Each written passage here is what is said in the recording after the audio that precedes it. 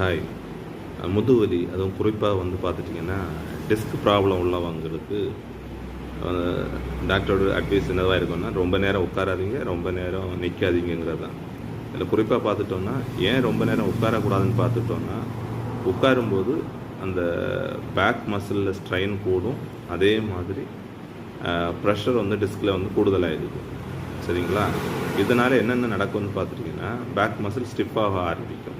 அதே மாதிரி அந்த நம்ம ஸ்பைனை சுற்றி உள்ள லிகமெண்ட் ஸ்ட்ரக்சர் எல்லாம் லூஸ் ஆக ஆரம்பிக்கும். ஓகேங்களா? அதனால் அந்த ஸ்டிஃப் ஆகும்போது ஆட்டோமேட்டிக்காக பெயின் அந்த மாதிரி இருக்க ப்ராப்ளம் வரும். ஓகேங்களா? டிஸ்கில் அப்போ எந்தெந்த பிரச்சனை இருக்கோ அதை பொறுத்து பிரச்சனைகள் கூடும். அதனால தான் மேக்ஸிமம் சொல்கிறது, டிஸ்க் ப்ராப்ளம் உள்ளவங்க ஒரு 80% 90% பீப்புளுக்கு கண்டிப்பாக நிறைய நேரம் உட்காரக்கூடாதுன்னு சொல்லுவாங்க. அவங்க என்ன பண்ணணும்னா, கொஞ்சம் கேப் எடுத்து அட்லீஸ்ட் ஒரு 5 மினிட்ஸ் வாக் பண்ணிட்டு திருப்பி உட்காரலாம்.